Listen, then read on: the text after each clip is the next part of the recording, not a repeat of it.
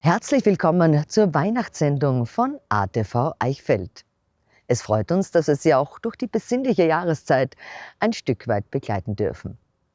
Vielleicht steht jetzt schon der Keksteller vor Ihnen und Sie genießen noch die vorweihnachtliche Zeit.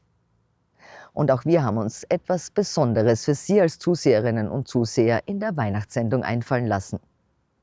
Weihnachten ist ja auch immer die Zeit, wo das Christkind eine Botschaft übermittelt. Und auch wir haben natürlich eine für Sie, und zwar von Martin Luther King. Es gibt keine größere Kraft als die Liebe. Sie überwindet den Hass, wie das Licht die Finsternis. Und damit laden wir Sie jetzt ein, sich zurückzulehnen und zu entspannen. Genießen Sie mit uns das Adventkonzert in der Pfarrkirche Vonsdorf.